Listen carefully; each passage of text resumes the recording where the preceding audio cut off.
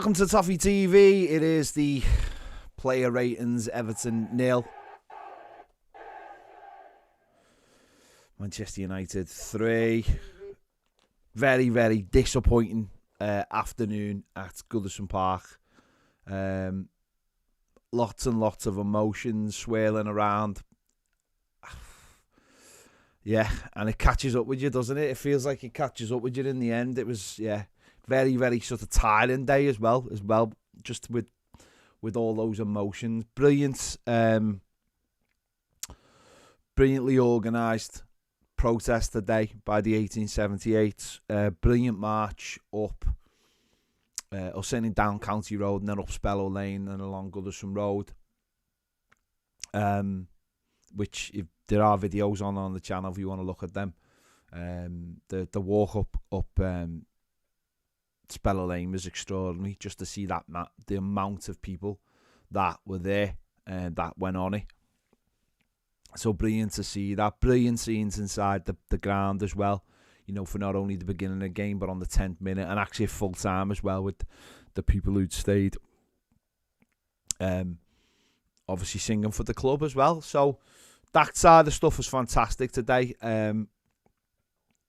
I don't know whether that side of stuff, whether that caught up with.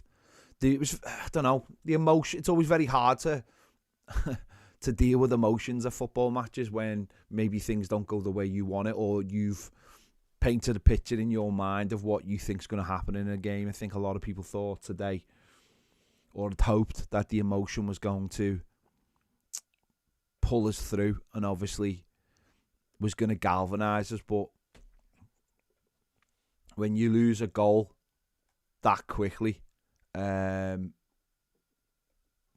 was a stunning goal. I mean, what can you say? It was a stunning goal.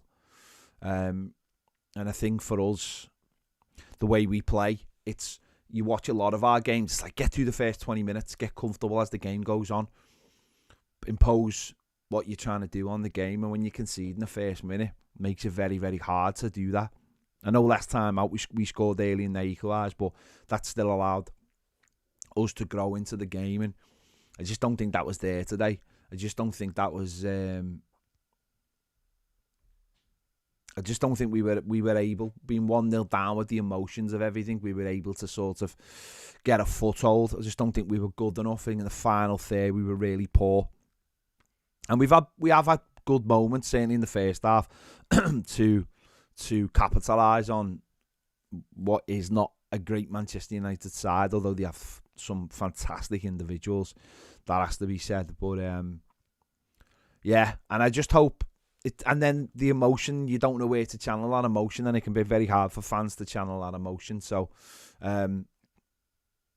it'll be interesting to see how we move forward with the protests and stuff like that against the Premier League.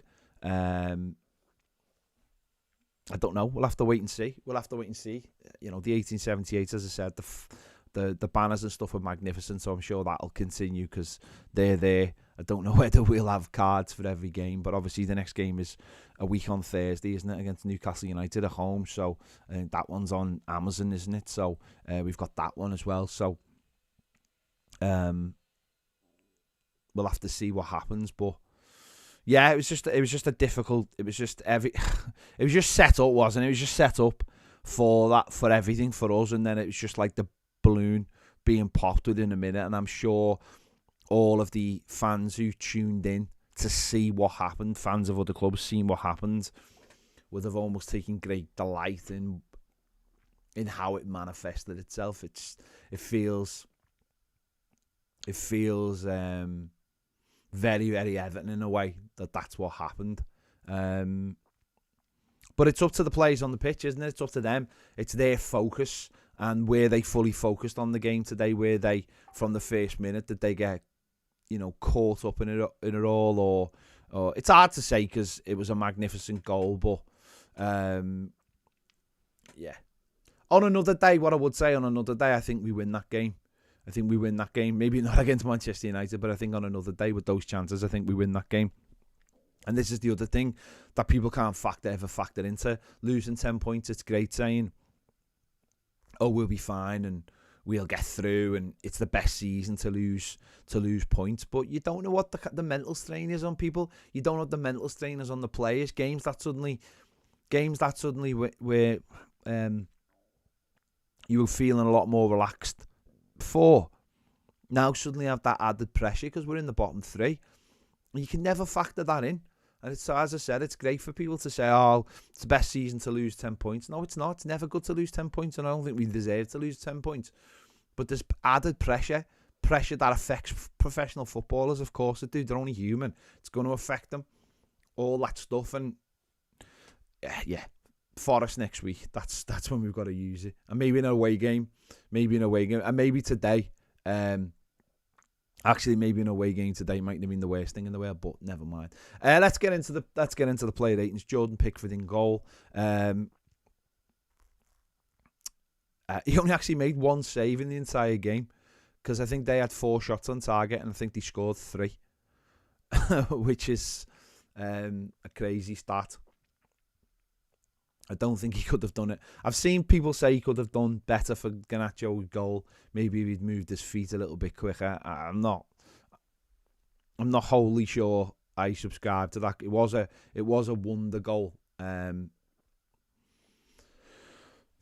It was a magnificent goal. So I'll give Jordan Pickford a 6 out of 5. His kicking was all right, and there was a couple of moments he maybe panicked on the ball, but he was all right. So 6 out of 5. Ashley Young, the writing was on the wall early on when he got booked for, I think, Garnacho skipping past him and he brought him down. And that's sadly to me is that sign that he doesn't really have. Well, he doesn't, does he? He doesn't have any way of combating that, and we've seen them picking up bookings, and I think he's on 4 yellow cards now. So yeah, I think he's on 4 yellow cards. So that's going to be interesting to see what the situation is. Did I say 6 out of 5? Did I say for Pickford 6.5? I said out of 10. Whatever. I don't know. My mind's not on it. It's completely. Ashley Young just, yeah, that was the one. He let him skip.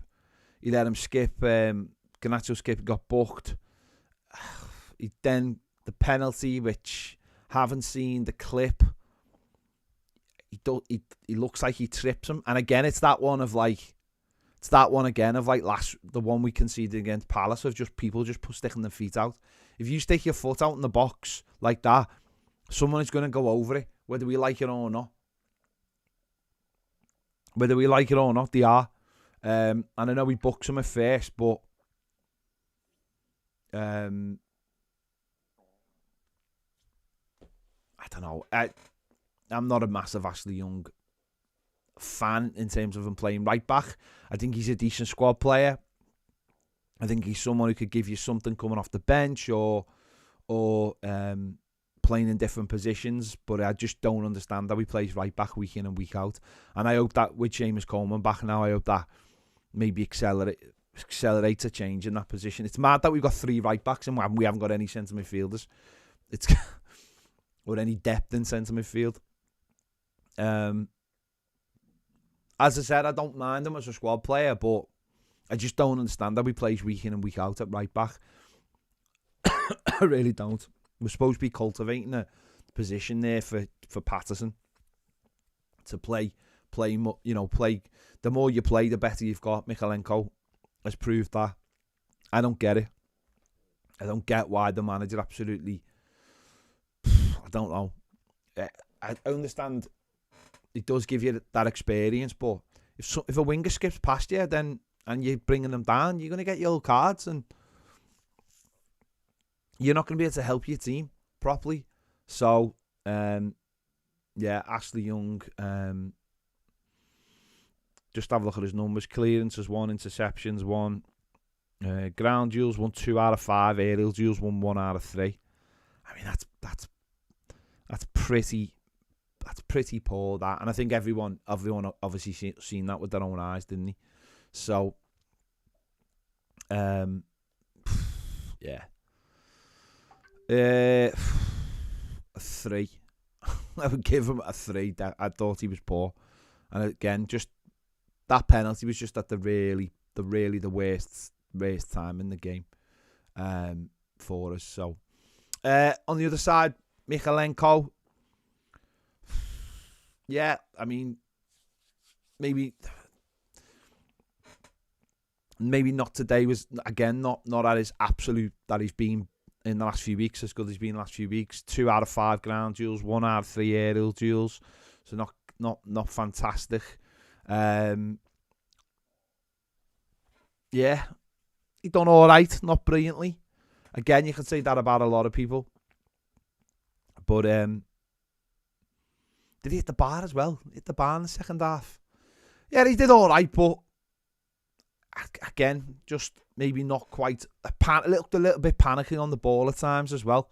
Looked a little bit panicky. Whereas maybe just in the last few weeks where he's just been a bit cooler. Looked a bit more panicky at times, although 65 touches, 80% pass accuracy isn't bad whatsoever. So again, steady, no issue. I'll give him a 6.5. James Tarkowski, again, pretty steady. 2 out of 5, although 2 out of 5 ground duels won. Only 1 out of 3 aerial duels won, which is pretty low for him.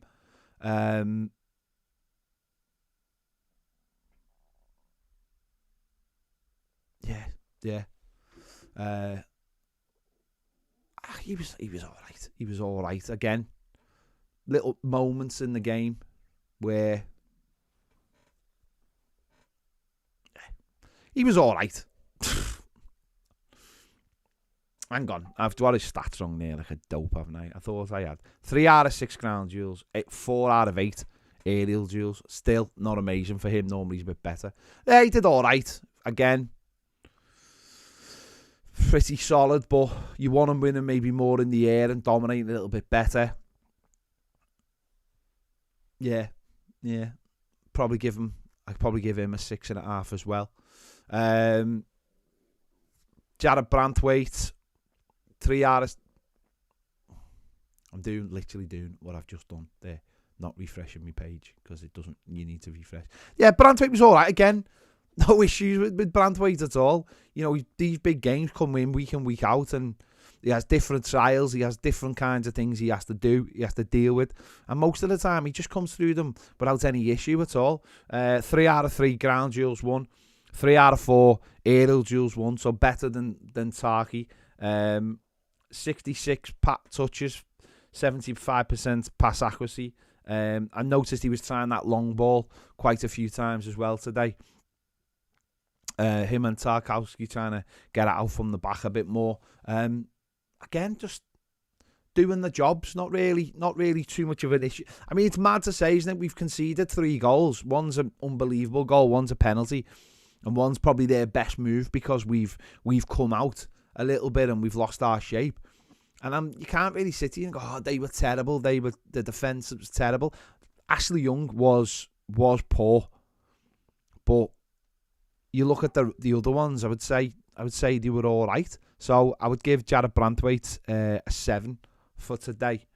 Again, as I said, just fine, absolutely fine in what he was doing. Into midfield, I think we massively missed Onana today. Someone to just put the foot on the ball and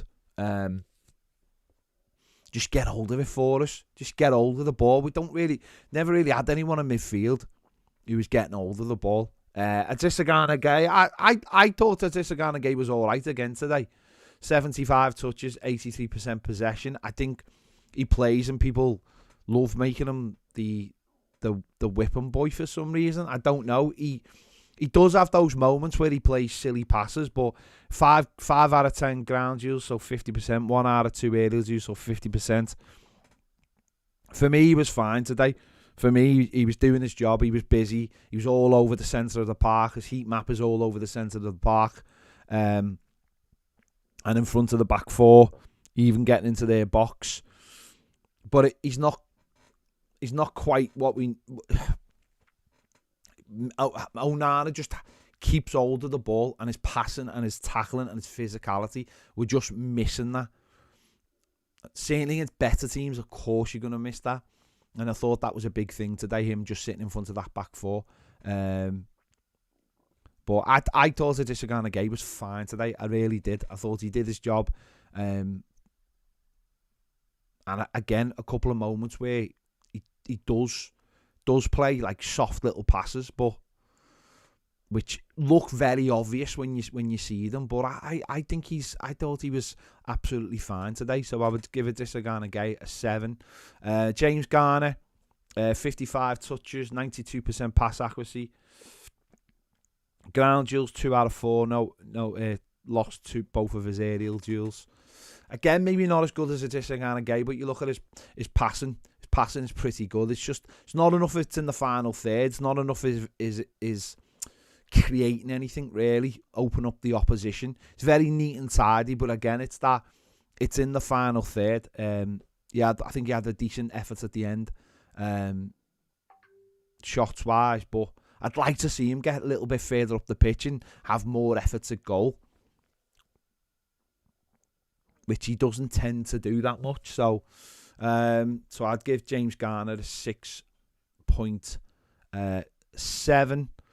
The Corey, these are the games, aren't they, where you go, oh, what does the Corey give us? And unfortunately, he just doesn't really, in these games, he doesn't really give us enough, sadly.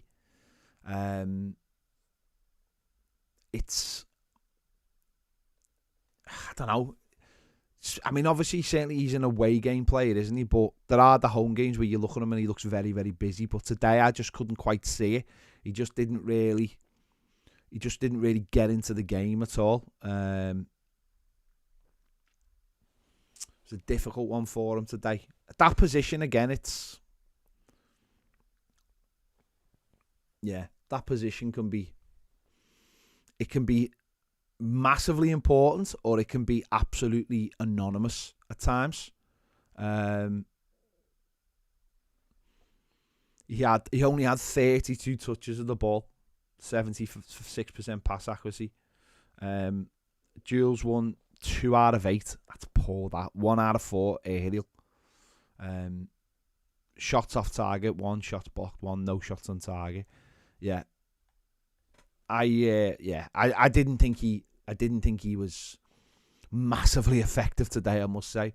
I thought he was on the periphery, and as I said, 32 touches isn't great for a player who's supposed to be the link play between the midfield and the centre forward. I didn't think he was anywhere. I didn't think he had anything about his game today, to be honest. I didn't think he had anything. Don't think he was joining up enough. I don't think he was helping out enough in midfield, and I think that touches shows. Some games, as I said, that position is massively effective, and today it just wasn't. It wasn't effective at all. So, Adesina Gay, Abdoulaye Doucouré, I would give a 5.8. Not good enough, really. Jack Harrison, I think I'm sounding a bit like a broken record, and I'm not like digging these two players out again, but I do feel like there's just not enough from either of them, Jack Harrison or Dwight McNeil. I just think they just seem so limited in what they bring the team of late. And you can defend it with hard work and all these things. I mean, Jack Harrison, he's won 4 out of his 6 ground duels. He didn't win any aerial duels, but dribble attempts 3, and he's been successful twice. But it's the end product for me. It's the end product. There just isn't enough end product from either of these players, from Jack Harrison or Dwight McNeil. There isn't enough. There isn't enough shots. There isn't enough crosses. I mean, Jack Harrison, to be fair, he's had 7 crosses, but none of them reached an Everton player. He's had 1 shot on target and 1 shot blocked. That, to me, isn't enough. It's just not enough for a wide player. It's just not enough. There needs to be more. from him and Dwight McNeil. They're supposed to be the players that create opportunities for the centre forward, for Dominic Calvert-Lewin and Decore, and they're just not doing that. They're just not creating enough. Dwight McNeil's at 32 touches, 75% pass accuracy, 2 crosses. One was successful. Long ball 6, 4 accurate. Shots 1, shots blocked. Shots on target 1, shots blocked none. 3 out of 2 ground duels, 2 out of 3 ground duels won. But there's just not enough from either of them. And this is the problem with the squad, is that when those two don't play well, and as we saw from Danjuma, Danjuma was pretty poor when he's come on. But the manager obviously doesn't trust him, so he's not getting game time, so he's not getting a chance to show what he can do, and he gets like bits and pieces. These two are just massively frustrating, because I know they work hard. I know they give everything. I know they chase back. I know they harry. But what are they doing going forward? I just don't think they're doing enough going forward, either of them. I think both of them have been poor of late in the final third. I know Jack Harrison got an assist against Palace, but they're just massively frustrating players. And McNeil looks a little bit like he was this time last year. I have to say that. He looks a little bit... I mean, he's got more about him than he did this time last year, but he just looks a little bit lost in what he's supposed to be doing. He's not really shooting. He's having to come back onto his left foot because he hasn't got a right foot. And there was a massive upturn in him, but I've not seen much out of him this season at all. And Jack Harrison's had a few games now. He's had 6-7 games now, maybe more with the cup games. Neither of them have settled down yet. And again, listen, they've both come back from injuries, but this is the problem with the squad. The squad is so poor. I mean, you looked at the bench today. No Onana, so there's no midfielder on there. No Beto. So we're relying on Chimiti and Danjuma. He clearly doesn't fancy Danjuma. So we've got 2 right backs, and it really is stretched. And if we've got any money or any ability to get a loan in or whatever in January, we've got to do it. We've got to do it, especially because we've got now Decore, Branthwaite, and Ashley Young all on 4 yellow cards. So if they were to get yellow cards on Saturday, they all miss. If all 3 of them they'd all miss the Newcastle game. You just that's how. And of course, Ashley Young wouldn't be too bad because we've got 2 other right backs. But Decore takes Decore's position. Branthwaite, that means Keane comes in for him, or Godfrey, and they haven't played at all apart from playing an under-21s game. It's just we need to try and get something in January, whatever we can. And again, these are the things that I don't think I'd be worried about if we had 10 extra points. I'd be quite calm, but it's when it rains it pours. Harrison and Dwight McNeil I thought were poor today, so both of them 5.5 for both of them. Dominic Calvert-Lewin, certainly in the first half, really did try and run the channels, and cause trouble for them. He had a really good opportunity, really good header, headed opportunity at 1-0, which I think he should have done better. 3 shots on target, 1 shot off target, 1 blocked. 34 touches, ground duels, won none out of 3, and only won 3 out of 8 headers. He was up against Maguire, who I just think he is like a ball magnet. He is just everything goes to his head. I thought Don was fine first half. I thought he ran the channels really well. I thought he and that was our outball all the time. That was our only way of going forward, really, in the first half. I thought he massively dropped off in the second half. But first half, I thought he was good. But again, he comes off in the 82nd minute for watching Mitty. No Beto there, so who apparently had he's got a knee injury, which is going to be assessed tomorrow. But I thought Dom was all right first half, but should have done better with the header. I think should have done better. Yeah. Again, we don't make opportunities. We don't make. I know we made a couple of decent ones in the first half, but we're not making enough opportunities for Dominic Calvert-Lewin, and he's not the kind of player who will make them himself. He just isn't. It's just not his game. He just doesn't. He's not someone who's going to go back and pick the ball up and create moments himself. He doesn't pick the ball up and run with it and get shots off. He relies massively on service. And if the service isn't there, then he's in trouble. So I give Dom 6.3. The subs, Nathan Patterson obviously came on for Ashley Young. Played the last 17 minutes plus added time. 22 touches. 1 out of 3 ground duels. To be honest, didn't really notice him because we were just having a lot of the ball at that time. And yeah. So I'd give Nathan Patterson a 6, and I would start him next week. Dan Juma.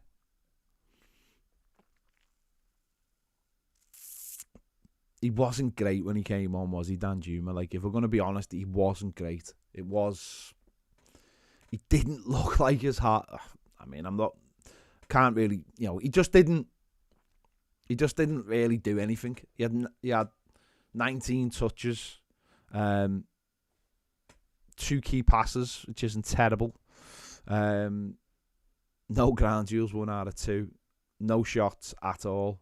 He just didn't really do anything, and he just never really got into the game. Again, on for the last 17 minutes, he never really did anything. He never really looked.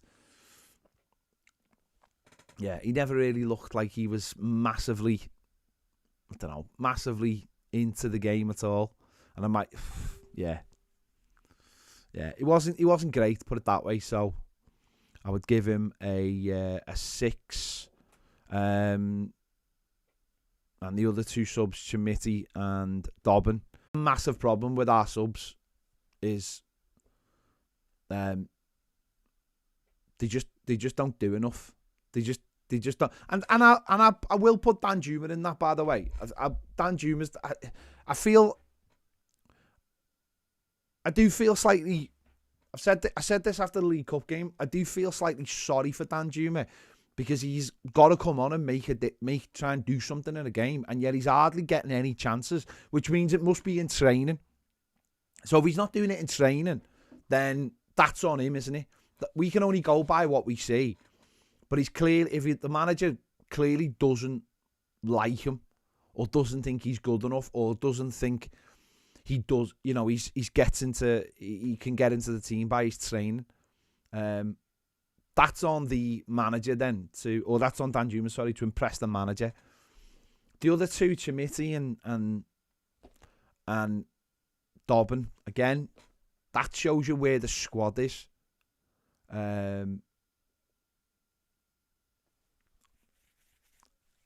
But we need subs that can change games. We need subs that can come on and change games, and we just don't have them. Again, that's the issue. Maybe that's on the manager to rethink the situation. I don't know. I'd certainly get Patterson on earlier if we go behind. I don't really know what Ashley Young offers when you're 2-0 down. To me, that'd be like, bring him off now and put Patterson on. But hey ho, the squad is tremendously stretched. Hopefully we'll find out what the issue is with Beto, and hopefully Onana will be back sooner rather than later, because they are really important for the squad. Onana as a starter and Beto for coming off the bench. But there's going to be so many games, Saturday, Thursday, Sunday. That's, then it's like Saturday. Then we played midweek game in the League Cup. And so we need players to be fit or not suspended. It's not a great time, is it? As I said, for to lose the points and then lose to Manchester United, and then it just feels like when it rains it pours. But anyway, we'll be back at it next Saturday, won't we? So there you go. Make sure to check out Baz's videos. Make sure to join us tomorrow. We'll be live from 1 on YouTube, and then the final word will be live on Toffee TV Premier at about 3 o'clock ish. So if you want to watch any more depressing content, please feel free. There you go. Thanks for watching. See you later.